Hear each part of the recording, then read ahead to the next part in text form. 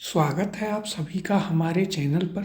Indian medieval history में हमने last class में आपके मुगल कालीन स्थापत्य कला वाला चैप्टर किया था, जिसमें हमने क्वेश्चंस की बजाय उसे आपको पूरा लिखा लिखा कर करवाया था कि किस शासक के समय में कौन कौन सी इमारतें बनी, उनकी क्या क्या विशेषताएं थीं, वो सभी चीज़ें हमने आपको अच्छे से कराई थी। और उम्मीद है आपको वो क्लास भी पसंद आई होगी, एक नए पैटर्न पर थी। उसकी पीडीएफ आपको हमारी वेबसाइट पर मिल जाएगी, जिसका लिंक वीडियो के डिस्क्रिप्शन में दिया गया है, तो वहाँ से आप पीडीएफ को डाउनलोड कर लें। इसके अलावा वहाँ पर आपको काफ़ी सारी क्विज़ेज़ भी मिल जाएंगी, तो उन्हें भी आप देखकर अपनी प्रैक्टिस करते रहें और हमारा टेलीग्राम चैनल भी अवश्य ज्वाइन कर लें। आज की इस क्लास में हम देखिए मुगल काल के जो है अंतिम पड़ाव पर हैं और हम बात करेंगे यहाँ पर मुगल काल के विविध प्रश्नों की। यानी देखिए काफ़ी सारे ऐसे क्वेश्चंस हैं जो कि अभी तक हमने पढ़े उनसे रिलेटेड होंगे या एकदम से ही मिसलेनियस जो पूछे जाते हैं। तो शुरुआत करते हैं पहले प्रश्न के साथ। निम्नलिखित युग्मों में से कौन सा एक सही सुमेलित नहीं है? ऑप्शन है A Jahangir William Hawkins, B Akbar sir Thomas Roe, C Shahjahan Tavernier और ऑप्शन डी औरंगजेब मनूची। और देखिए यह आपसे यूपीएससी प्रीलिम्स में भी पूछा जा चुका है। अच्छा क्वेश्चन है। यहाँ पर क्या है, एक तरफ आपको मुगल बादशाह दिए हुए हैं और दूसरी तरफ उनसे उनके समय पर आए हुए विदेशी यात्री। बताना है कौन सा सही सुमेलित नहीं है। सही उत्तर है इसका ऑप्शन नंबर बी अकबर। तो देखिए अकबर के समय में आपको सर थॉमस रो देखने को नहीं मिलते हैं। सर थॉमस रो किसके समय में आया था? तो सर थॉमस रो जो है ये जहांगीर के शासनकाल में आया था। तो देखिए जब हम आपको मुगल काल में बादशाहों के बारे में पढ़ा रहे थे, वहाँ पर हमने आपको एक एक बादशाह के समय पर बताया है कि किसके समय पर कौन कौन से विदेशी यात्री आए थे। तो वहाँ यदि आपने क्लास अच्छे से ली है तो वो आपको यहाँ पर अच्छे से कनेक्ट भी होगा और आप उसे क्वेश्चन को कर भी पाएंगे। देखिए यहाँ पर क्या कहा गया है, सर थॉमस रो जहांगीर काल में मुगल दरबार में आया था। वह जहांगीर के साथ शिकार खेलने भी गया था। और बाकी के जितने भी यहाँ पर आपको युग्म दे रखे हैं वे सभी आपके एकदम सही सुमेलित हैं। अब अगला प्रश्न है, निम्नलिखित विदेशी यात्रियों में से किसने भारत के हीरों और हीरे की खदानों की विस्तृत रूप से चर्चा की है? ऑप्शन है आपके पास ए फ्रांसवा वर्नियर, ऑप्शन बी है जॉन बैप्टिस्ट ट्रेवरनियर। आगे देखते हैं ऑप्शंस को। ऑप्शन सी क्या दिया गया है? ऑप्शन सी है ज्यादा थेनवी या ऑप्शन नंबर डी एबे बर्थलेमी कारे। और देखिए यह आपसे यूपीएससी प्रीलिम्स में पूछा जा चुका है और एक अच्छा और इम्पोर्टेंट क्वेश्चन भी है। यह हमने आपको पहले भी कराया था। यदि आपने पुरानी क्लासेस ली हैं हमारी इससे पहले की तो आपको यह याद भी होगा। सही उत्तर है इसका option number B John Baptiste Tavernier जो था वो हीरों का एक व्यापारी हुआ करता था जो कि भारत आया था और इसने ही आपको कोहिनूर के संबंध में जानकारी दी थी। जब हमने आपको कोहिनूर से संबंधित एक प्रश्न था वहाँ पर ये चीज़ बताई भी थी। किसके शासनकाल में आया था? तो देखिए ये मुगल बादशाह शाहजहां के शासनकाल में, इसके बारे में ये चीज़ याद रखिएगा, ये आपको शाहजहां के शासनकाल में भारत आया था। अब यहाँ पर हम इसके बारे में चर्चा भी कर लेते हैं। क्या कहा गया है तो देखिएगा, जॉन बैप्टिस्ट टेरवेनियर 17वीं शताब्दी के सर्वाधिक ख्याति प्राप्त विदेशी यात्रियों में से एक था। कर्म से यह जौहरी था किंतु साथ ही एक अनुभवी और साहसिक यात्री भी था। यह मुगल बादशाह शाहजहां के शासनकाल में भारत आया था। पूर्व की ओर उसने 6 बार यात्राएं की। ट्रेवरनियर ने ही प्रसिद्ध भारतीय हीरे कोहिनूर के संबंध में जानकारी दी थी। साथ ही इसने हीरे की खदानों, जवाहरात एवं मोतियों के बारे में अत्यंत महत्वपूर्ण और विशुद्ध विवरण प्रदान किए थे। तो देखिए कौन सा यात्री था जो हीरों का जौहरी था? तो वो था आपका ट्रेवरनियर। ये आप याद रखिएगा। इसके अलावा एक और फैक्ट कि ये किसके शासनकाल में भारत आया था? तो ये आपकी शाहजहां के शासनकाल में भारत आया था। ये 2 फैक्ट इसके बारे में आपको याद रखने हैं। अगले प्रश्न की ओर चलते हैं। यह कथन किसका है कि अकबर के शासन में इलाहाबाद में 40 स्तंभ युक्त मंजिल के निर्माण में 5,000 से 20,000 लोगों ने 40 साल तक काम किया था? ऑप्शन दिए गए हैं, ए मनुची, बी है ट्रेवर नियर, ऑप्शन सी है विलियम फिंच, या option number D Abdul Hamid Lahori. सही उत्तर है इसका option number D, Abdul Hamid Lahori के द्वारा ये कहा गया था कि अकबर के शासनकाल में इलाहाबाद में जो 40 स्तंभ युक्त मंजिल है उसके निर्माण में 5 से 20,000 लोगों ने 40 साल तक काम किया था। अब देखिए यहाँ पर यदि हम बात करें तो माफ़ कीजिएगा, सही उत्तर इसका है विलियम फिंच। क्या है सही उत्तर? है इसका विलियम फिंच। तो देखिए विलियम फिंच के अनुसार इलाहाबाद स्थित पैलेस ऑफ 40 पिलर्स के निर्माण में 40 वर्ष लगे और इसके निर्माण हेतु 5,000 से 20,000 लोगों ने काम किया था। तो देखिए ये कुछ ऐसे फैक्ट्स हैं जो कि एकदम से मिसलिनियस हैं, आपको बहुत ज़्यादा देखने को नहीं मिलेंगे, लेकिन आजकल जो पैटर्न आ रहा है उस पर इस टाइप के क्वेश्चन भी पूछे जा सकते हैं, या ये एक लाइन आपको वहाँ स्टेटमेंट टाइप क्वेश्चन में देखने को मिल सकती है, और यही आपको इतना कंफ्यूज कर देगी कि आपको आंसर ही समझ में नहीं आएगा कि क्या होगा। अगला प्रश्न है, देखते हैं। सूची 1 को सूची 2 से सुमेलित कीजिए तथा सूचियों के नीचे दिए गए कूट से सही उत्तर चुनिए। तो देखिए सूची 1 में यात्री हैं और सूची 2 में उनकी यात्रा का काल है। तो देखिए यहाँ पर सूची 1 में हॉकिंस, थॉमस रो, मनुची और राल्फ फिंच। सूची 2 में इनकी यात्रा वर्ष हैं 1615 से 19, 1608 से 1611, 1585 से 1586 और फिर आपके पास 1653 से 1708। तो एक एक करके इन्हें सुमेलित करते हैं। तो देखिए सबसे पहले विलियम हॉकिंस कब आता है? 1608 में आया था, तो यह आपका A2 से मैच हो जाएगा। फिर देखिए सर थॉमस रो, तो ये आपका 1615 में आया था, तो यह आपका 1 से मैच होगा। फिर आपके पास आता है मनुची जो कि 1653 में आया था, तो यह आपका 4 से मैच होगा। फिर अंत में है राल्फ फिंच जो कि आपका 1585 से 86, लेकिन देखिए यहाँ पर ये 1585 नहीं, ये 1583 होना चाहिए। कितना होना चाहिए? 1583। तो इसे आप 1583 ही मानिए, वरना ये क्वेश्चन फिर डिलीटेड रहेगा। तो देखिए यहाँ पर क्या युग्म बना है हमारे पास? युग्म आपका बनता है A का 2, B1, C4, D3, 2 1 4 3। किस ऑप्शन में है? तो देखिए option B A2, B1, C4, D3, option number B इसका सही उत्तर होगा। लेकिन देखिए इंपॉर्टेंट चीज़ ध्यान देने योग्य क्या है कि राल्फ फिंच जो है वो 1583 में आया था, जबकि यहाँ 1586 यहाँ पर आपके क्या लिखा हुआ था? 1585 लिखा हुआ था, तो उसे आप करेक्ट कर लीजिएगा। और यदि 1583 के अलावा कुछ और दिखता है तो वो फिर आपका क्वेश्चन डिलीट रहेगा। अगले प्रश्न की ओर चलते हैं।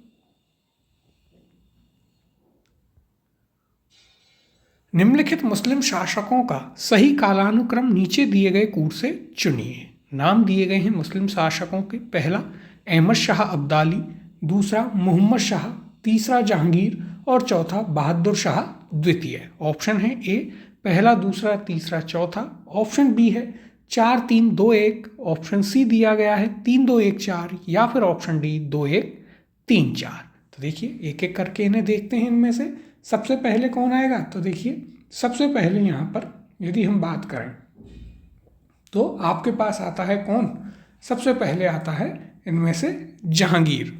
तो 1 नंबर पर आपका जहांगीर, क्योंकि इसका शासनकाल 1605 में था। ठीक है, 1605 से 27 तक इसका शासनकाल रहा। फिर यदि हम बात करें जैसे अहमद शाह अब्दाली आपके पास आता है, तो अहमद शाह अब्दाली तो पानीपत की तीसरी लड़ाई 1761 में हुई तब आता है।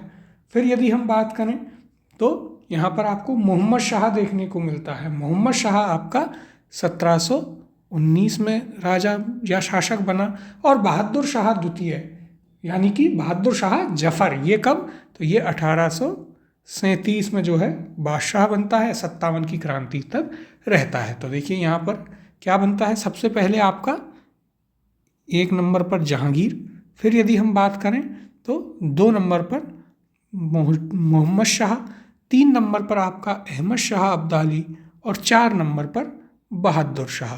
यानी कि क्या कूट बना, कूट आपके पास बनता है देखिए 3, फिर 2, फिर 1 और फिर 4। किस ऑप्शन में है? ऑप्शन नंबर सी, 3 2 1 4, ये आपका सही उत्तर होगा। अगला प्रश्न है, निम्नलिखित 4 बाहरी आक्रमणों को कालानुक्रम व्यवस्थित करें एवं नीचे दिए हुए कूट से सही उत्तर ढूंढें।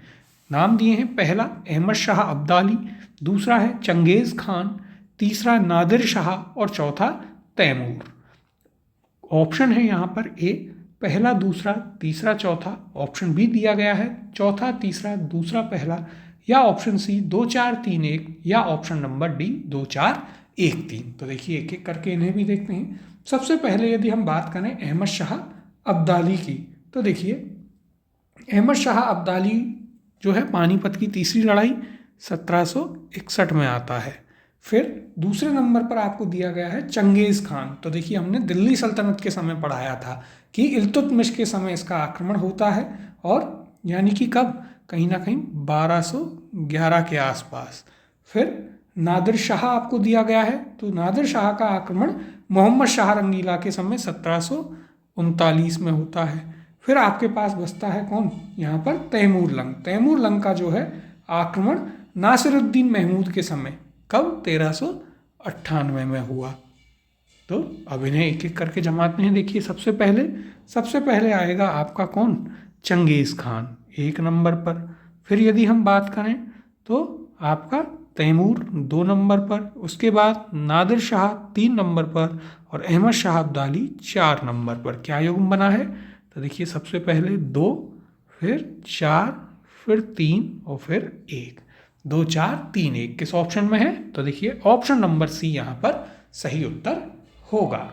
अब देखिए यहाँ पर हम इसकी चर्चा भी कर लेते हैं। तो देखिए उपयुक्त बाहरी आक्रमणों का क्रम इस प्रकार है, चंगेज़ खान, तैमूर, नादिर शाह और अहमद शाह अब्दाली। देखिए चंगेज़ खान का आक्रमण इल्तुतमिश के समय में हुआ 1211 से 36 में, और फिर तैमूर का आक्रमण 1398 ईस्वी में नासिरुद्दीन महमूद के समय, जो हमने आपको बताया। नादिर शाह का आक्रमण 1739 में मोहम्मद शाह रंगीला के समय, और अहमद शाह अब्दाली जो है ये आपके पानीपत के तीसरे युद्ध में आया था 1761 में। अब देखिए यहाँ पर हमने अभी तक महान मुगल शासक पढ़े हैं, एक हम चैप्टर लेंगे जिसमें हम अंतिम मुगलों के बारे में पढ़ेंगे। तो वहाँ पर आपको मोहम्मद शाह रंगीला, बहादुर शाह जफर, इन सभी के बारे में भी बता दिया जाएगा। वो इतने इंपॉर्टेंट हैं नहीं, तो बहुत ज़्यादा उसमें परेशान होने की आवश्यकता नहीं है। अगले प्रश्न की ओर चलते हैं। निम्नलिखित में से कौन से कथन सत्य हैं? तो देखिए कथन दिए गए हैं, पहला है अहमद शाह अब्दाली ने पानीपत का तीसरा युद्ध लड़ा, दूसरा है बाबर ने दिल्ली सल्तनत की स्थापना की, तीसरा दिया गया है शाहजहां ने उत्तराधिकार का युद्ध लड़ा, या और चौथा है जहांगीर सौंदर्य तथा प्रकृति प्रेमी था। ऑप्शन है ए पहला, दूसरा और तीसरा सही है। ऑप्शन बी दिया गया है पहला और तीसरा सही है। ऑप्शन सी है आपके पास पहला और चौथा सही है, या ऑप्शन डी पहला, दूसरा, तीसरा और चौथा सही है। तो देखिए एक एक करके पुनः इन कथनों को देखते हैं। पहला कथन क्या कहता है? अहमद शाह अब्दाली ने पानीपत का तृतीय युद्ध लड़ा था। तो यह आपका बिल्कुल सही कथन है। हम जब मराठों के बारे में पढ़ेंगे तो वहाँ पर इसकी चर्चा भी करेंगे। कब लड़ा गया था? तो ये आपका लड़ा गया था देखिए 14 जनवरी। कब? तो देखिए ये आपका 14 जनवरी 1761 को ये युद्ध लड़ा गया था। दूसरा कथन क्या कहता है? बाबर ने दिल्ली सल्तनत की स्थापना की। तो यह कथन तो आपका गलत है। हम सभी जानते हैं बाबर ने तो मुगल साम्राज्य की स्थापना की। दिल्ली सल्तनत किसने स्थापित की? तो ये कुतुबुद्दीन ऐबक ने की थी। किसने की थी? कुतुबुद्दीन ऐबक के द्वारा दिल्ली सल्तनत की स्थापना की गई। तीसरा कथन क्या है? शाहजहां ने उत्तराधिकार का युद्ध लड़ा था। तो यह आपका गलत कथन है। शाहजहां ने नहीं, शाहजहां के बेटों ने, औरंगजेब ने मुख्यतः। फिर आगे चौथा कथन है जहांगीर सौंदर्य तथा प्रकृति का प्रेमी था। तो यह आपका बिल्कुल सही कथन है। यानी यहाँ पर सिर्फ पहला और चौथा कथन आपका सही है। उत्तर हो जाएगा इसका ऑप्शन नंबर सी, पहला और चौथा सही है। अब यदि यहाँ पर हम चर्चा करें तो देखिए, अहमद शाह अब्दाली और मराठों के बीच 1761 में पानीपत का तृतीय युद्ध हुआ था। दिल्ली सल्तनत की स्थापना कुतुबुद्दीन ऐबक के द्वारा की गई थी, जबकि बाबर मुगल साम्राज्य का संस्थापक था। शाहजहां ने उत्तराधिकार युद्ध नहीं लड़ा था, वरन यह युद्ध उसके पुत्रों शाह शुजा, दारा, औरंगजेब इन सभी के बीच में लड़ा गया था और अंत में इसमें औरंगजेब विजयी हुआ। हम आपको पढ़ा चुके हैं। और जहांगीर जो है वह आपका सौंदर्य और प्रकृति प्रेमी व्यक्ति था। अगला प्रश्न देखते हैं।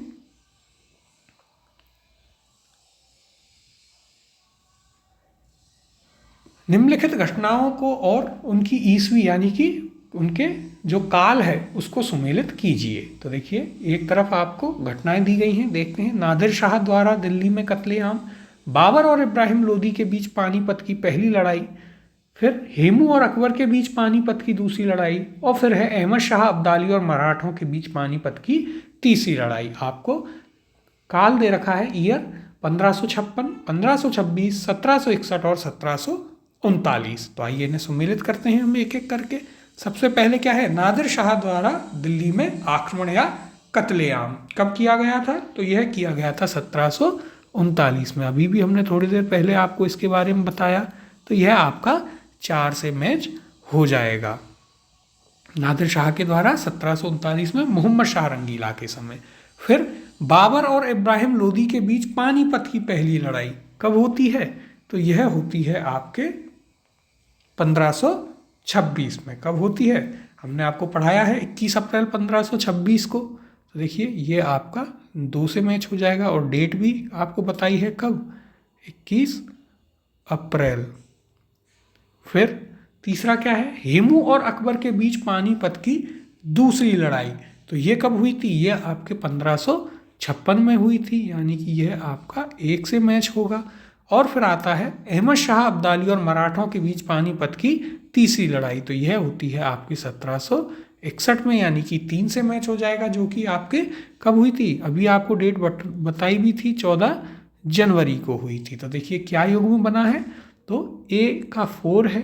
फिर यदि हम आगे बात करें तो बी का 2 है, सी 1 और डी 3, यानी कि 4, 2, 1, 3 किस ऑप्शन में है? तो देखिए option C, A4, B2, C1, D3। Option number C यहाँ पर आपका सही उत्तर होगा।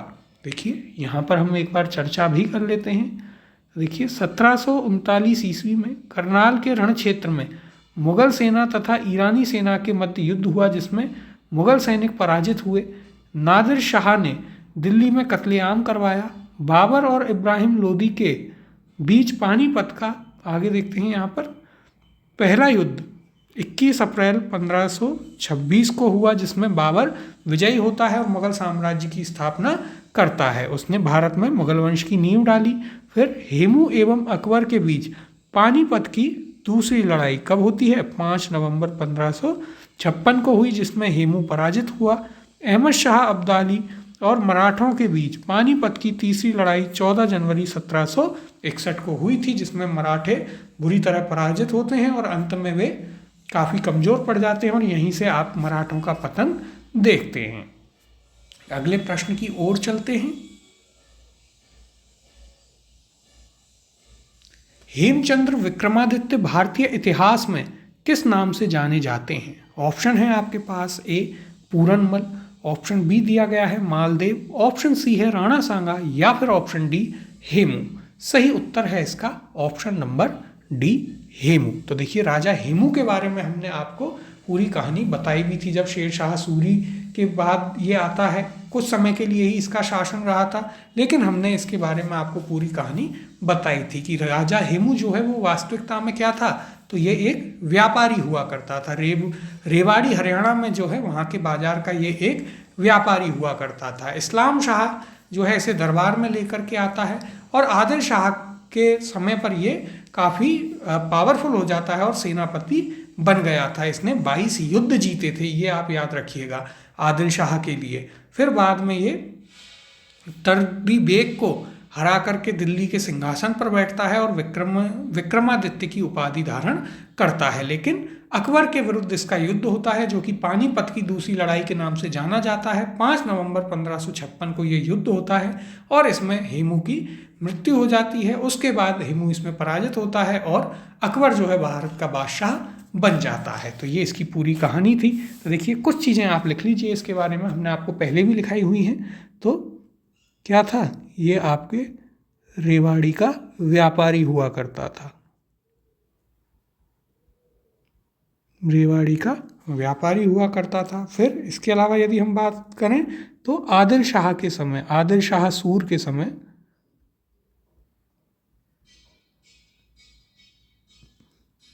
आदिल शाह सूर ने इसे क्या बनाया, सेनापति बनाया।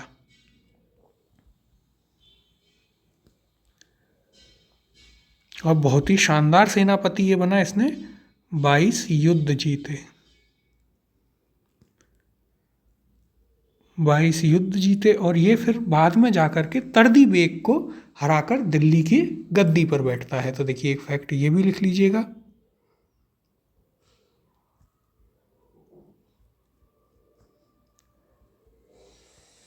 तर्दी बेग को हराकर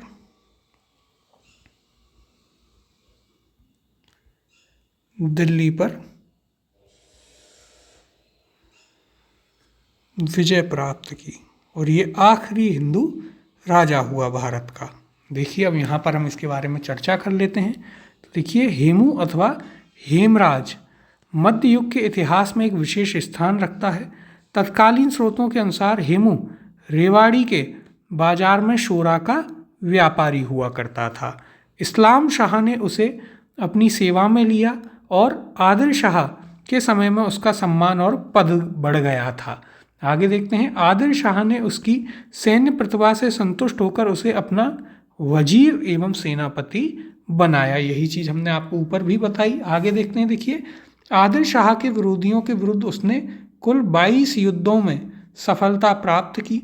दिल्ली में तर्दी बेग के विरुद्ध विजय प्राप्त करने के पश्चात उसने विक्रमादित्य या विक्रमजीत की उपाधि धारण की थी। 5 नवंबर 1556 को पानीपत के द्वितीय युद्ध में हेमू का मुगलों से मुकाबला हुआ।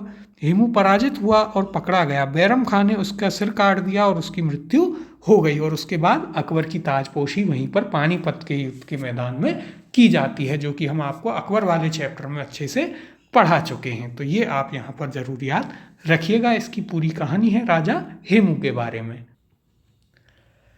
अगला प्रश्न है, भारतीय गौरव या यश का अंतिम सूर्य किसके लिए प्रयुक्त हुआ है? ऑप्शन है आपके पास, ए शिवाजी, ऑप्शन बी है पृथ्वीराज, ऑप्शन सी दिया गया है राणा प्रताप, या ऑप्शन नंबर डी हेमू। तो देखिए ये एक अच्छा इंपॉर्टेंट फैक्चुअल क्वेश्चन यहाँ से बनता है। सही उत्तर है इसका ऑप्शन नंबर बी, पृथ्वीराज तृतीय या पृथ्वीराज चौहान के समय, या पृथ्वीराज चौहान जो था उसे भारतीय यश का अंतिम सूर्य कहा गया है। देखिए यहाँ पर यदि हम बात करें तो B.N. लूनिया के अनुसार चौहान शासक पृथ्वीराज चौहान अपने समय का सबसे महान एवं यशस्वी वीर सम्राट था। इन्हें भारतीय यश का अंतिम सूर्य अर्थात the last son of the Indian glory कहा गया है। तो इंपॉर्टेंट क्वेश्चन है, इंपॉर्टेंट फैक्ट है, इसे आप जरूर नोट कर लें। अगला प्रश्न देखते हैं, निम्नलिखित को सुमेलित कीजिए। तो देखिए एक तरफ कुछ घटनाएं हैं और दूसरी तरफ उनका वर्ष दिया गया है, ये आपको सुमेलित करने हैं। तो देखिए सूची 1 में आपके पास घटनाएं हैं। घटना कौन कौन सी दी गई हैं? पानीपत का तीसरा युद्ध, तराइन का दूसरा युद्ध, अकबर की मृत्यु और औरंगजेब की मृत्यु। वर्ष हैं 1192, 1707, 1761 और 1605। तो देखिए सबसे पहला है पानीपत का तीसरा युद्ध। पानीपत का तीसरा युद्ध कब हुआ था? यह हुआ था आपके 1761 को। कब? 1761, 14 जनवरी की तारीख को यह हुआ था, मराठों और अहमद शाह अब्दाली के बीच में। फिर तराइन का दूसरा युद्ध, ये आपके 1192 में हुआ, पढ़ चुके हैं हम।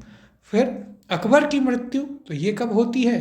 अकबर की मृत्यु होती है 1605 में, तो यह आपका 4 से मैच हो जाएगा। और औरंगजेब की मृत्यु होती है 1707, यानी कि 2 से मैच होगा। क्या युग में बनता है? तो देखिए युग्म है आपके पास A का 3 है, B1, फिर C4 और D2, यानी कि 3 1 4 2। देखते हैं आगे ऑप्शंस में 3 1 4 2 कहाँ मिलता है आपको। तो देखिए option C, A3, B1, C4, D2, option number C आपका सही उत्तर होगा। अगले प्रश्न की ओर चलते हैं। सूची 1 को सूची 2 से सुमेलित कीजिए और नीचे दिए गए कूट से सही उत्तर का चयन कीजिए। तो देखिए सूची 1 में कुछ युद्ध हैं और सूची 2 में किसके शासनकाल में हुए यह आपको दिया गया है। सूची 1 देखते हैं, हल्दी घाटी का युद्ध, बिलग्राम का युद्ध, खुसरो का विद्रोह और खानवा का युद्ध। सूची 2 है बाबर, अकबर, हुमायूं और जहांगीर। तो देखिए सबसे पहले क्या है, हल्दी घाटी का युद्ध। हल्दी घाटी का युद्ध किस किस के बीच में हुआ था, महाराणा प्रताप और अकबर के बीच। तो यह आपका 2 से मैच हो जाएगा। फिर बिलग्राम का युद्ध, इसके बारे में हमने आपको पढ़ाया था, ये हुमायूं और शेर शाह के बीच में हुआ था। इसमें हुमायूं हार गया था, तो यह आपका 3 से मैच हो जाएगा। फिर खुसरो का विद्रोह, ये जहांगीर के समय में हुआ था, ये भी आप पढ़ चुके हैं, 4 से मैच होगा। और खानवा का युद्ध बाबर और राणा सांगा के बीच, तो ये आपका 1 से मैच होगा। क्या युग्म बनता है, तो देखिए A2, B3, C4, D1, 2 3 4 1। देखते हैं ऑप्शन ए, देखिए A2, B3, C4, D1, option number A यहाँ पर सही उत्तर होगा। अगला प्रश्न देखते हैं हम।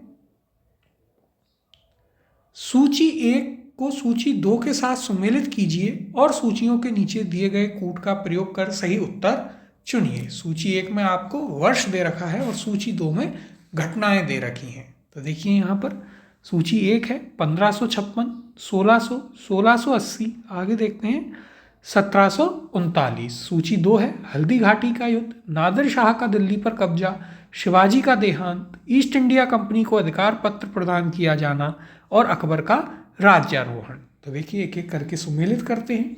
तो सबसे पहले आपके पास आता है 1556। 1556 में क्या हुआ था, अकबर का राज्याभिषेक होता है, यानी कि ये आपका 5 से मैच हो जाएगा।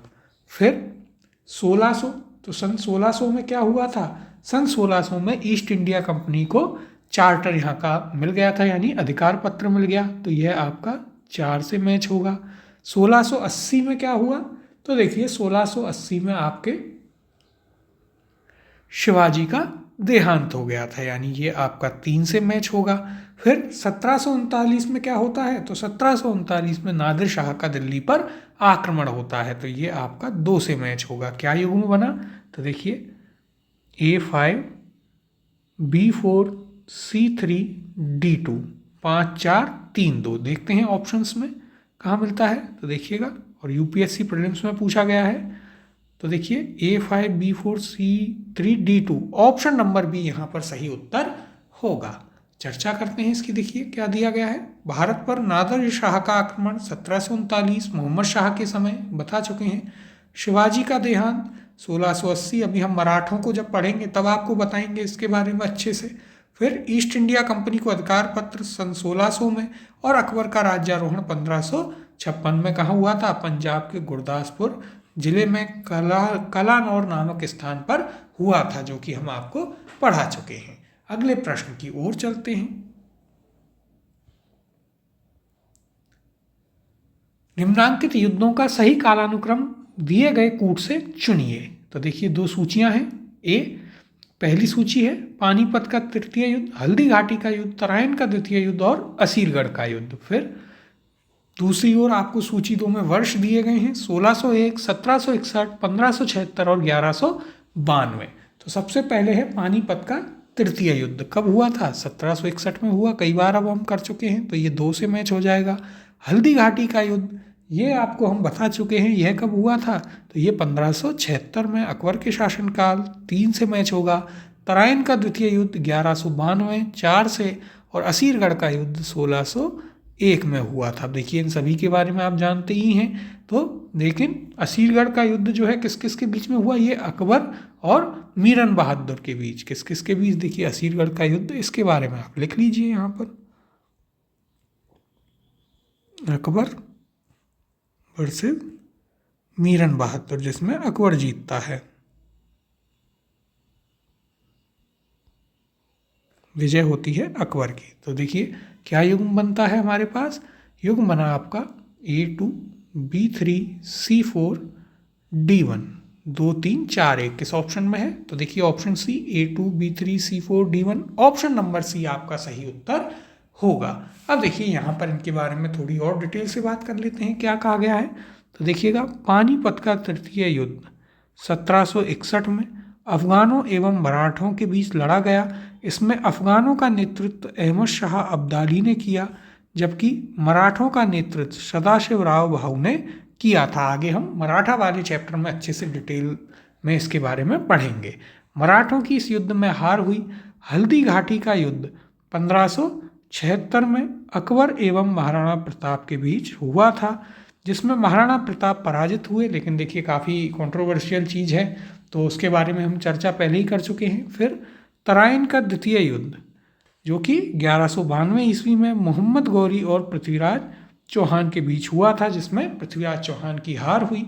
फिर 1601 ईस्वी में असीरगढ़ के युद्ध में अकबर ने मीरन बहादुर को पराजित किया था और असीरगढ़ पर भी मुगलों का अधिकार हो गया था। अगला प्रश्न देखते हैं, निम्नलिखित में से कौन सी जोड़ी मुगल एवं मराठा कालीन युद्ध तथा वर्ष सुमेलित हैं। क्या पूछा है, कौन सा सही सुमेलित है। तो ऑप्शन देखते हैं, ए चौसा का युद्ध 1538, ऑप्शन बी कन्नौज का युद्ध 1539, ऑप्शन सी हल्दी घाटी का युद्ध 1576 या ऑप्शन डी खजवा का युद्ध 1657 और ऑप्शन ई है खेड़ा का युद्ध 1699 ईस्वी। अब देखिए यहाँ पर आपसे क्या पूछा है, कौन सा सही सुमेलित है। सही उत्तर है इसका ऑप्शन नंबर सी हल्दी घाटी का युद्ध, जो कि 1576 ईस्वी में हुआ था महाराणा प्रताप और अकबर के बीच में।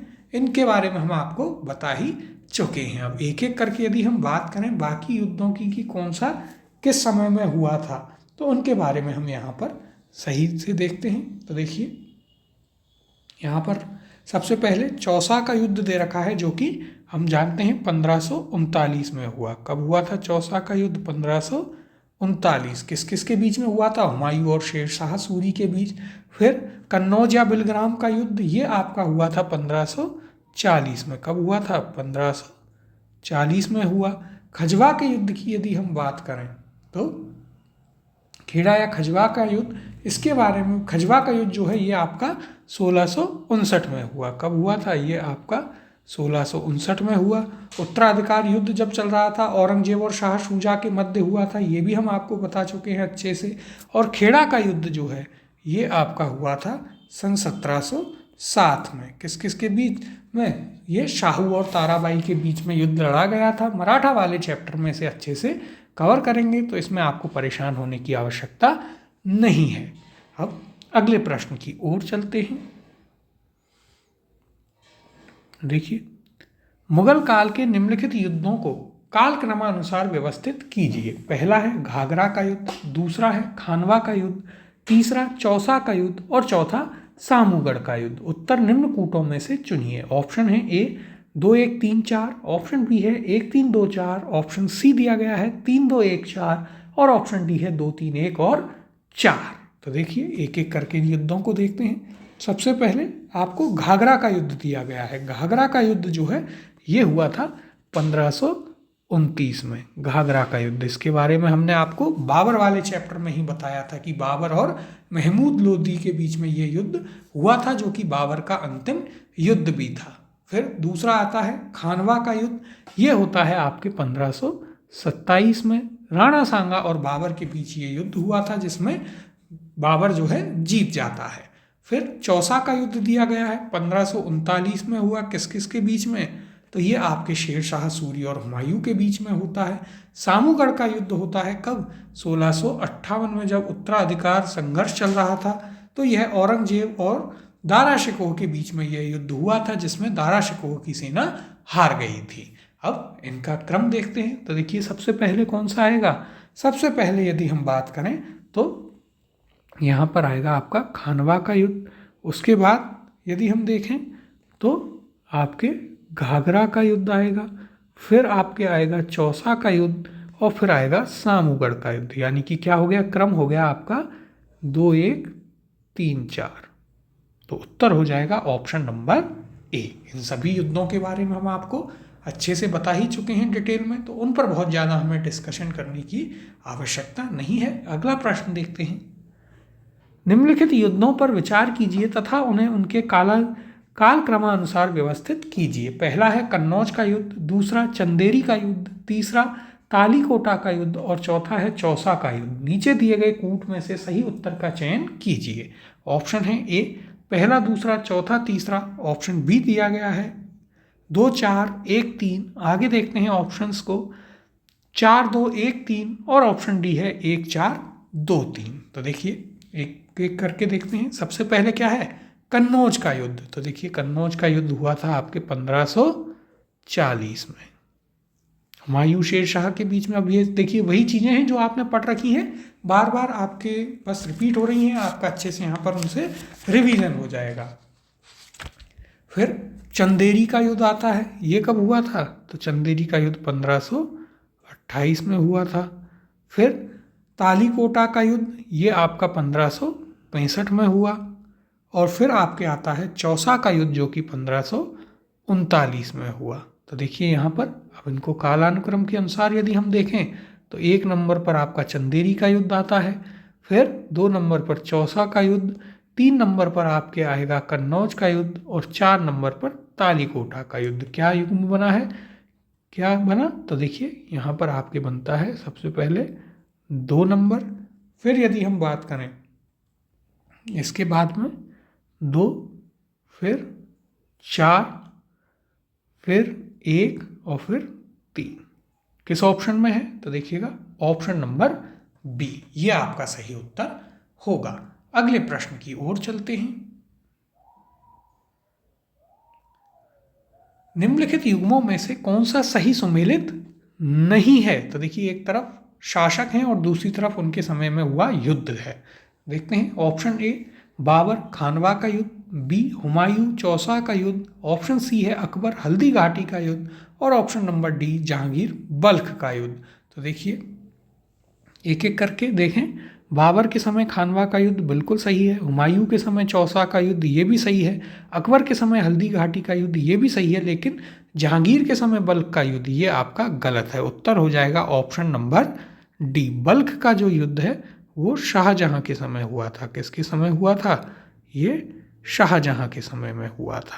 अगला प्रश्न है अता अली खां किसका नाम था। ऑप्शन है ए अबुल फजल का, ऑप्शन बी है अबुल फैजी का, ऑप्शन सी टोडरमल का और ऑप्शन डी है आपके पास आदम खां या ऑप्शन ई इनमें से कोई नहीं। तो देखिए ये आपके पास एक और इम्पॉर्टेंट फैक्चुअल क्वेश्चन है। सही उत्तर होगा इसका ऑप्शन नंबर ई, इनमें से कोई नहीं, क्योंकि अता अली खां किसका नाम था, अता अली खां जो है वो तानसेन का नाम था। तानसेन जब इस्लाम धर्म अपना लेते हैं तो उनका नाम हो जाता है अता अली खां। देखिए यहाँ पर तानसेन का प्रारंभिक नाम रामतनु पांडेय था, सभी जानते हैं, आपको बताया है। इस्लाम धर्म में धर्मांतरण के पश्चात उनका नाम अता अली खां रखा गया था। तो इस फैक्ट को आप जरूर याद रखिएगा। अगला प्रश्न देखते हैं। सूची 1 को सूची 2 के साथ सुमेलित कीजिए और सूचियों के नीचे दिए गए कूट का प्रयोग कर सही उत्तर चुनिए। सूची 1 में देखिए क्या है, कुछ प्रथाएं हैं और सूची 2 में कुछ जो शासक थे उनके बारे में है कि किसके शासनकाल में, किस वंश के शासनकाल में ये प्रथा प्रारंभ हुई। तो एक एक करके देखते हैं। सबसे पहले सूची 1 इक्ता, जागीर, अमरम और मोकासा। फिर सूची 2 में मराठे, दिल्ली के सुल्तान, मुगल और विजयनगर साम्राज्य। तो देखिए यहाँ पर सूची 1 में इक्ता, तो देखिए इक्ता प्रथा किसके समय प्रारंभ की गई थी। इक्ता प्रथा जो है वह प्रारंभ की गई थी आपके दिल्ली के सुल्तानों के समय, इल्तुतमिश ने यह प्रारंभ की थी। देखिए यह आपका 2 से मैच हो जाएगा। फिर इसके बाद यदि हम बात करें तो जागीर प्रथा, जागीरदारी किसके द्वारा, तो ये मुगलों के द्वारा जो मनसबदारों को दी जाती थी, तो 3 से मैच होगा। फिर अमरम, यदि हम अमरम की बात करें तो ये विजयनगर साम्राज्य में थी, आपको पढ़ाया है उस चैप्टर में। और मोकासा ये मराठों द्वारा प्रारंभ की गई थी। तो देखिए क्या युग्म बना, यहाँ पर युग्म बनता है A2 B3C4D1, 2 3 4 1। किस ऑप्शन में है 2 3 4 1? तो देखिए ऑप्शन बी A2 B3C4D1 ये आपका सही उत्तर होगा। यूपीएससी प्रीलिम्स में भी पूछा है। अब यहाँ पर हम इनके बारे में थोड़ी चर्चा भी कर लेते हैं। तो देखिएगा यहाँ पर क्या कहा गया है। दिल्ली सल्तनत काल में इल्तुतमिश के राज्यारोहण के साथ ही शासन तंत्र की आधारशिला के रूप में भारत में इक्ता प्रथा स्थापित हुई थी। जागीरदारी प्रथा मुगल काल में प्रचलित थी। विजयनगर में नायकों को राजा वेतन के बदले उनकी अधीनस्थ सेना के रखरखाव के लिए एक विशेष भूखंड देता था जो कि अमरम कहलाता था। फिर मराठा शासन में चौथ की आय का 66% मराठा सरदारों को घुड़सवार रखने के लिए दिया जाता था, जिसे मोकासा कहते थे। तो देखिए काफ़ी इंपॉर्टेंट हैं आपके लिए सारे टर्म्स, तो इन्हें आप लिख भी लीजिएगा। मराठा वाला जो है उसे हम मराठा के चैप्टर में पढ़ेंगे, बाकी के 3 आपको पहले भी बताए हुए हैं। अगले प्रश्न की ओर चलते हैं। मुगल काल में निम्नलिखित बंदरगाहों में से किसको बाबुल मक्का या मक्का द्वार कहा जाता था? ऑप्शन है आपके पास ए कालीकट को, ऑप्शन बी है भरूच को, ऑप्शन सी दिया गया है केम्बे को, या ऑप्शन नंबर डी सूरत को। यूपीएससी प्रीलिम्स में पूछा है और एक अच्छा फैक्चुअल क्वेश्चन है। देखिए सही उत्तर है इसका ऑप्शन नंबर डी सूरत। सूरत को जो है बाबुल मक्का या मक्का द्वार कहा जाता था। क्यों? तो देखिए बहुत ही आसान है कि यहाँ से हज यात्री जाया करते थे, इसलिए इसे मक्का द्वार कहते थे। देखिए यहाँ पर मुगल काल में गुजरात स्थित सूरत बंदरगाह से होकर हज यात्री मक्का के लिए प्रस्थान करते थे, इसलिए सूरत बंदरगाह को बाबुल मक्का या मक्का द्वार कहा जाता था। अगला प्रश्न है, मुगलों ने नवरोज का त्यौहार लिया। ऑप्शन है आपके पास ए पारसियों से, बी है यहूदियों से, ऑप्शन सी दिया गया है मंगोलों से, या ऑप्शन डी तुर्कों से। सही उत्तर है इसका ऑप्शन नंबर ए पारसियों से जो है ये नवरोज का त्यौहार मुगलों द्वारा लिया गया था और काफ़ी इम्पोर्टेंट जो है इस त्यौहार को माना जाता था, बहुत अच्छे से इसे मनाया जाता था। इसके बारे में हमने आपको बताया भी है, यह भी बताया है कि फिर किसने इसको मनाना बंद करवाया था। देखिए यहाँ पर क्या कहा गया है, नवरोज का त्यौहार ईरान या फारस से लिया गया था। यह 19 दिनों तक मनाया जाता था। मुगल काल में इसका बहुत महत्व था। इसे मनाने के लिए बहुत पहले से ही व्यवस्था की जाती थी। फिर अब्दुल कादिर बनायूनी इसे नवरोज जलाली की संज्ञा देते हैं। तो ये याद रखिएगा कि नवरोज जलाली की संज्ञा नवरोज फेस्टिवल को किसने दी थी? तो वो बनायूनी ने दी थी। अगला प्रश्न देखते हैं,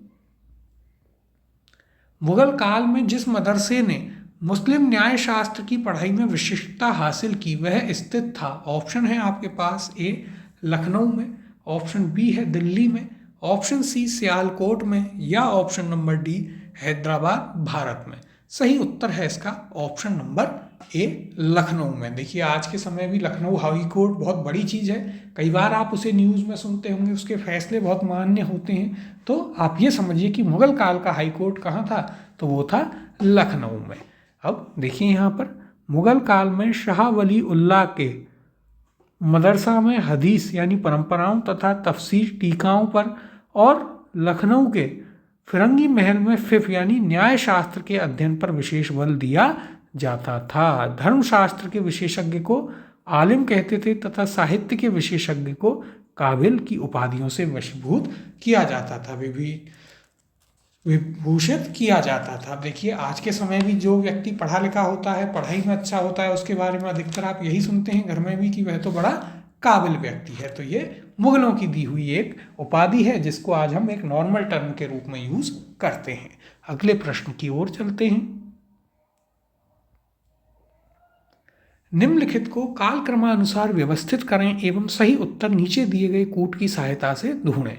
पहला नाम है अहिल्याबाई, दूसरा दुर्गावती, तीसरा पद्मिनी और चौथा ताराबाई। ऑप्शन है 1 2 3 4, बी है 3 2 4 1, ऑप्शन सी है 3 4 1 2, या ऑप्शन डी 2 1 3 4। तो देखिए ये क्या हैं, ये सभी महिलाएं हैं जो कि अलग अलग मुस्लिम शासकों के काल में हुई थी और हिस्ट्री में इनका नाम काफ़ी अच्छे से दर्ज हुआ। तो देखिए सबसे पहले नाम दिया गया है किसका, अहिल्या बाई का। सबसे पहले अहिल्या बाई का नाम दिया गया है।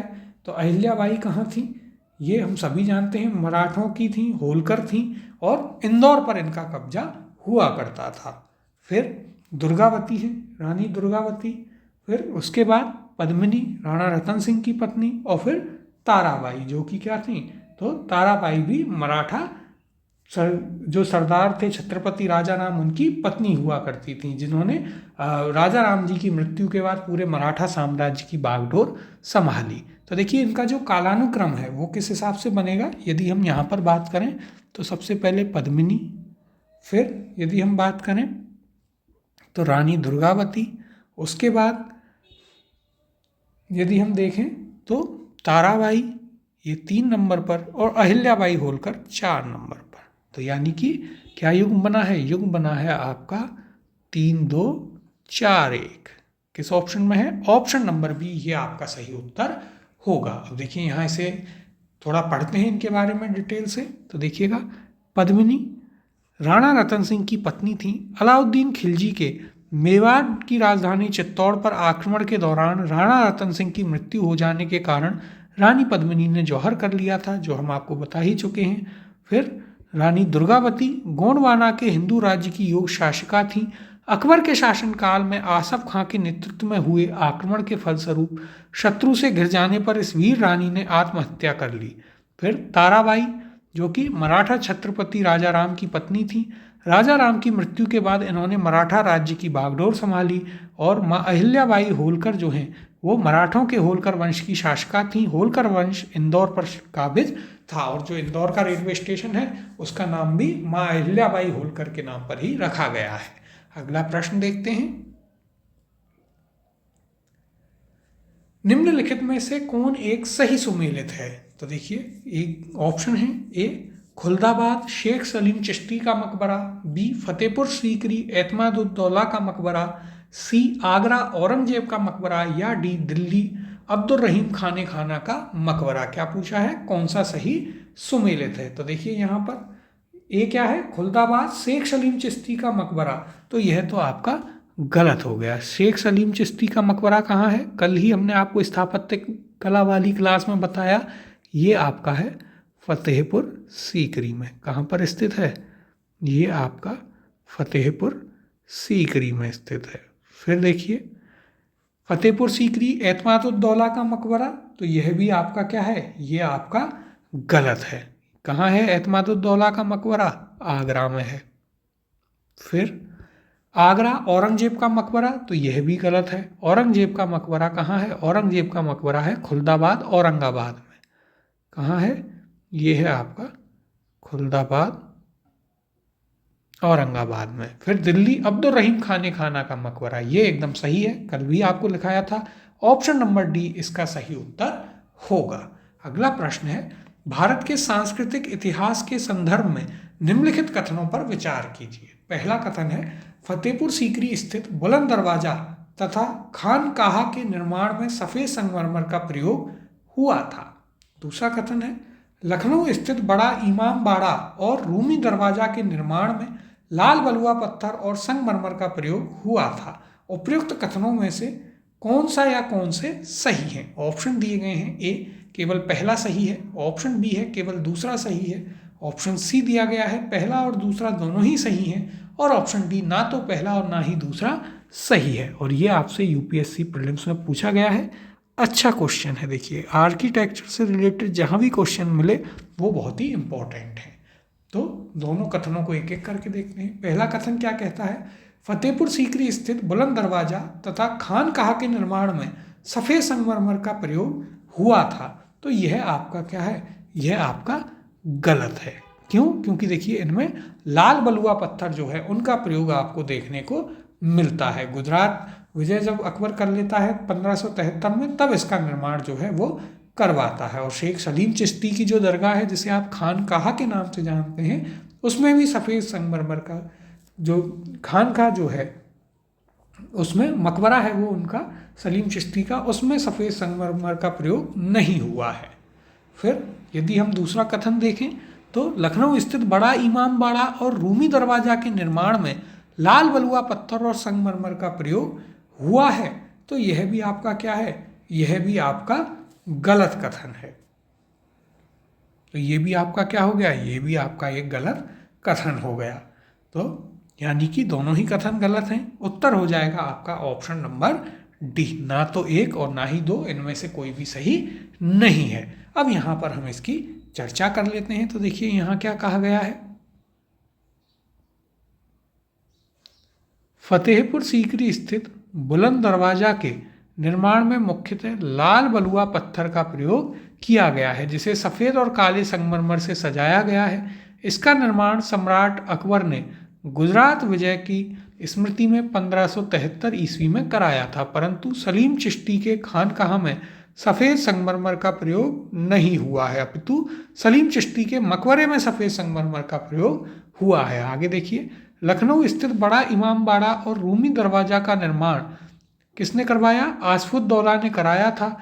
इमाम बाड़े का केंद्रीय कक्ष लगभग 50 मीटर लंबा और 16 मीटर चौड़ा है। स्तंभहीन इस कक्ष की छत 15 मीटर से अधिक ऊंची है। यह कक्ष लकड़ी, लोहे और पत्थर की बीम के बाहरी सहारों के बिना खड़ी विश्व की अपने आप में सबसे बड़ी रचना है। इसकी छत को किसी बीम या गर्डर के उपयोग के बिना ईंटों को आपस में जोड़कर खड़ा किया गया है। इसके निर्माण में पत्थर और संगमरमर के स्थान पर ईंटों और चूने का प्रयोग किया गया है। आगे देखिए, रूमी दरवाजा जो इमाम बाड़ा का मुख्य प्रवेश द्वार है, उसके निर्माण में चूना प्लास्टर और प्लास्टर ढलाई के साथ लेखारी ईंटों का प्रयोग हुआ है। तो इस प्रकार से आपके ये दोनों ही कथन जो है यहाँ पर गलत थे। अब देखिए, एक आपके लिए सजेशन है, जब भी स्थापत्य से रिलेटेड, आर्किटेक्चर से रिलेटेड कोई भी चीज़ आए तो आप उसे गूगल करके उसके फोटोज़ जरूर देखिएगा, क्योंकि कई बार ऐसा होगा कि इनके सारे फैक्ट्स आपको याद रखने इतने आसान नहीं होंगे, कंफ्यूज भी हो सकते हैं। लेकिन जब आप उनके फोटोज़ को, इमेजेस को देख लेंगे तो वो कहीं ना कहीं एक स्मृति आपके दिमाग में रहेगी, जिससे आप उसे अच्छे से रिकॉल कर पाएंगे। अगले प्रश्न की ओर चलते हैं। निम्नलिखित में से कौन सी जोड़ी मुगल कालीन इमारत एवं स्थान सुमेलित नहीं है? ऑप्शन है ए शेर शाह का मकबरा सासाराम, बी हुमायूं का मकबरा दिल्ली, सी जहांगीर महल बुरहानपुर, ऑप्शन डी बुलंद दरवाजा फतेहपुर सीकरी और ऑप्शन ई है बीबी का मकबरा औरंगाबाद। सही उत्तर है इसका ऑप्शन नंबर सी, जहांगीरी महल। ये बुरहानपुर में ना होकर के कहाँ है, ये आपके आगरा में है। आगरा का जो लाल किला है उसमें ये स्थित है। देखिए यहाँ पर इसके बारे में हम आपको बता भी चुके हैं पहले। देखिए, जहांगीरी महल आगरा के किले में स्थित है। इस महल की शैली अधिकतर हिंदू स्थापत्य कला की ओर झुकी है। जहांगीरी महल की प्रेरणा ग्वालियर के मानसिंह महल से ली गई है। अगला प्रश्न है, निम्नलिखित स्मारकों को कालानुक्रम में व्यवस्थित कीजिए और नीचे दिए हुए कूटों में से सही उत्तर चुनिए। तो देखिए यहाँ पर आपको जो कल की क्लास है वो अब काम में आएगी, क्योंकि हमने इसीलिए आपको शासकों के, किस शासक के समय में कौन सी बिल्डिंग बनी वो लिखवाया था, जिससे यदि इस टाइप का क्वेश्चन आए तब भी आप उसे बिना किसी प्रॉब्लम के कर लें। तो देखिए, पहला दिया है राबिया दौरानी का मकबरा औरंगाबाद, दूसरा है शेर शाह सूरी का मकबरा सासाराम, तीसरा हुमायूं का मकबरा दिल्ली और चौथा अटाला मस्जिद जौनपुर। ऑप्शन है 1 2 4 3, ऑप्शन बी है 4 2 3 1, ऑप्शन सी दिया है 2 1 3 4 या ऑप्शन डी 3 4 2 1। तो देखिए, सबसे पहले आपके पास आता है यहाँ पर क्या दिया गया है, राबिया दौरानी का मकबरा या राबिया दुर्रानी का मकबरा कहाँ, औरंगाबाद। तो यह कहाँ, किसके द्वारा बनवाया गया था? तो ये बनवाया गया था औरंगजेब के द्वारा। कल ही हमने आपको लिखाया है, उससे पहले औरंगजेब वाली क्लास में भी आपको बताया था, औरंगजेब के शासनकाल में। फिर शेर शाह सूरी का मकबरा सासाराम में, ये किसने बनवाया? स्वयं शेर शाह सूरी ने बनवाया था। पहले शासक यही किया करते थे दिल्ली सल्तनत में, तो खास कर कि वे अपने मकबरे मृत्यु से पहले ही बनवा देते थे। हुमायूं का मकबरा किसके द्वारा बनवाया गया? हुमायूं का मकबरा जो है वो अकबर के द्वारा बनवाया गया। फिर अटाला मस्जिद जौनपुर किसके द्वारा? तो ये मस्जिद जो है इब्राहिम शाह शर्की के द्वारा बनवाई गई। किसके द्वारा? देखिए, ये इब्राहिम शाह शर्की। अब देखिए यदि आपने शुरू से हमारी क्लासेस फॉलो नहीं की हैं तो थोड़ा आपको इस चीज़ में कन्फ्यूजन हो सकता है अटाला मस्जिद में, लेकिन ये आपको बताई गई है वहाँ पर। तो देखिए अब कालानुक्रम के अनुसार देखें कौन सबसे पहले कौन सबसे बाद में, तो सबसे पहले अटाला मस्जिद जौनपुर आएगी। फिर यदि हम बात करें तो शेर शाह सूरी आता है। फिर इसके बाद में आपको हुमायूं का मकबरा अकबर के समय, और फिर अंत में औरंगजेब जो है राबिया दुरानी का मकबरा बनवाता है। तो क्या युग्म बना है? युग्म आपके पास यहाँ पर है, देखिए 4, फिर उसके बाद 2, फिर 3 और फिर 1, यानी 4 2 3 1। किस ऑप्शन में है? ऑप्शन नंबर बी, 4 2 3 1, ये आपका सही उत्तर होगा। अब देखिए यहाँ पर यदि हम बात करें तो क्या कहा गया है, जौनपुर की अटाला मस्जिद का निर्माण इब्राहिम शाह शर्की द्वारा 1408 के आसपास करवाया गया था। शेर शाह सूरी ने स्वयं अपना मकबरा सासाराम में बनवाया था। दिल्ली स्थित हुमायूं के मकबरे का निर्माण कार्य अकबर की सौतेली माँ हाजी बेगम की देखरेख में पूरा हुआ। औरंगजेब ने अपनी बेगम रबिया दौरानी की स्मृति में औरंगाबाद में मकबरे का निर्माण करवाया था। तो देखिए ये सभी चीज़ें हम आपको ऑलरेडी पहले बता ही चुके हैं, कल की क्लास तक में सारी चीज़ें हमने कवर की हैं। अगले प्रश्न की ओर चलते हैं। सूची 1 को सूची 2 से सुमेलित कीजिए और नीचे दिए गए कूट से सही उत्तर का चयन कीजिए। सूची 1 में शासक या बादशाह हैं और सूची 2 में उनके द्वारा बनवाई गई इमारतें हैं। सूची 1 देखते हैं, बाबर, हुमायूं, अकबर और जहांगीर। सूची 2 में है जामा मस्जिद संभल, दीन पनाह, जहांगीरी महल और एतमादुद्दौला का मकबरा। तो देखिए सबसे पहले बाबर के द्वारा संभल मस्जिद, कल ही हमने आपको पढ़ाया, तो ये 1 से मैच होगा। फिर दीन पनाह महल हुमायूं के द्वारा 2 से मैच होगा। फिर जहांगीरी महल अकबर के द्वारा और एतमादुद्दौला का मकबरा जहांगीर के द्वारा, यानी कि 1 2 3 4 सीधे सीधे आपका कूट बन गया। ऑप्शन नंबर ए 1 2 3 4 ये आपका सही उत्तर होगा। अगला प्रश्न देखते हैं। निम्न इमारतों तथा शासकों को सुमेलित कीजिए। एक तरफ आपको इमारत है दी गई हैं और दूसरी तरफ आपको शासक दिए गए हैं। तो देखिए सूची 1 में इमारतें देखते हैं, कुतुब मीनार, गोल गुंबद, बुलंद दरवाजा, मोती मस्जिद। दूसरी तरफ शासक हैं मोहम्मद आदिल शाह, इल्तुतमिश, औरंगजेब और अकबर। तो देखिए सबसे पहले क्या है, कुतुब मीनार किसके द्वारा प्रारंभ करवाई गई? इल्तुतमिश के द्वारा, तो ये आपका 2 से मैच हो जाएगा। गोल गुंबद हमने आपको पढ़ाया था किसके द्वारा? मोहम्मद आदिल शाह के द्वारा, ये 1 से मैच होगा। बुलंद दरवाज़ा अकबर के द्वारा 4 से मैच। मोती मस्जिद औरंगजेब के द्वारा। क्या युग्म बना? तो देखिए A2 B1 C4 D3, 2 1 4 3 किस ऑप्शन में है? तो देखिए option D A2 B1 C4 D3 ये आपका सही उत्तर होगा। अगले प्रश्न की ओर चलते हैं।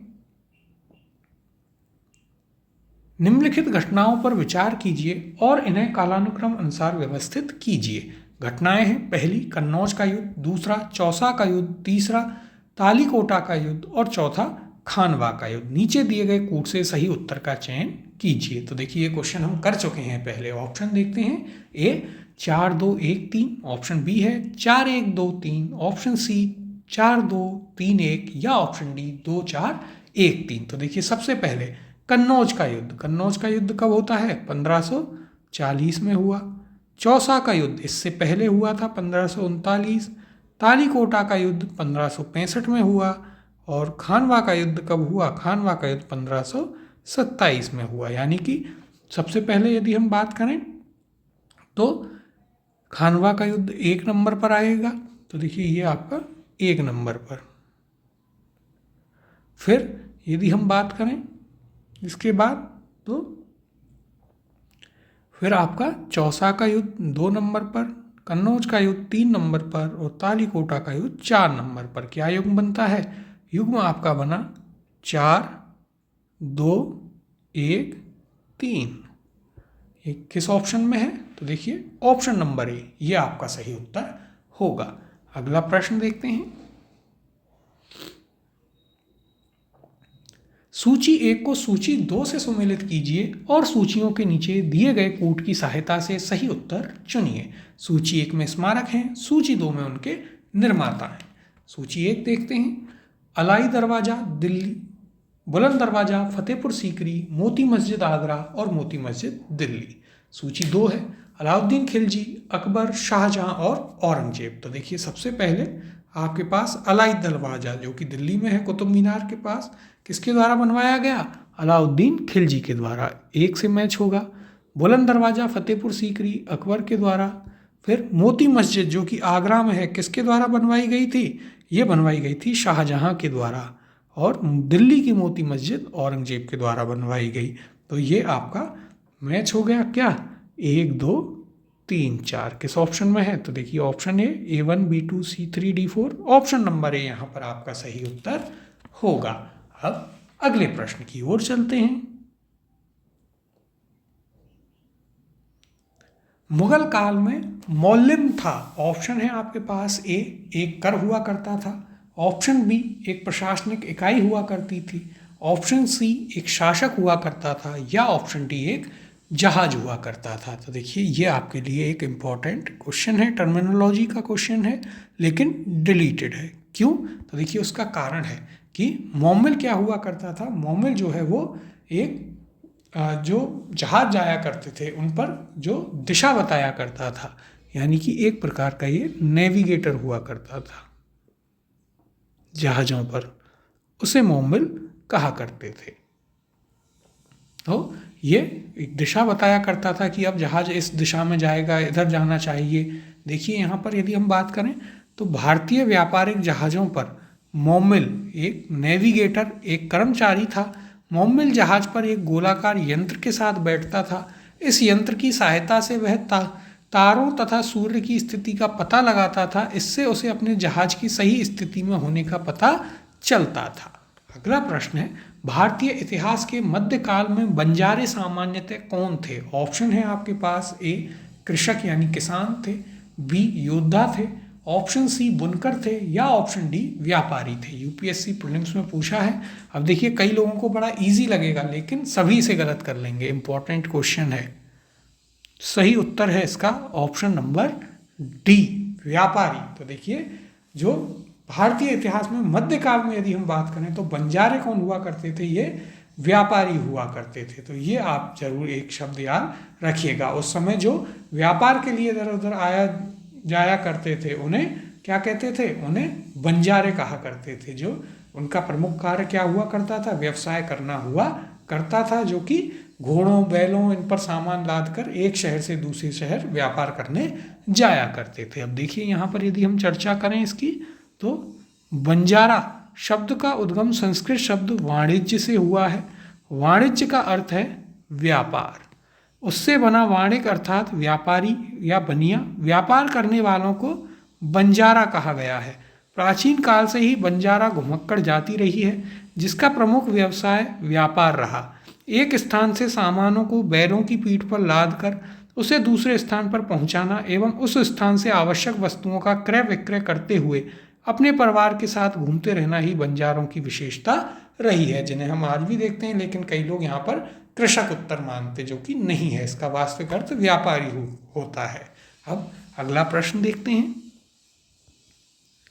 निम्नलिखित में से कौन सा सही सुमेलित नहीं है? तो देखिए एक तरफ मुद्रा है और दूसरी तरफ आपको एक तरफ मुद्रा या कई चीज़ें दी गई हैं, अधिकारी भी, और सामने दिया गया है कि वो किससे संबंधित है। तो देखिएगा दाम, ऑप्शन ए है दाम ताम्र की मुद्रा, बी देसाई राजस्व अधिकारी, सी दीवान प्रांतीय राजस्व का प्रमुख, या डी जरीब एक प्रकार का कर।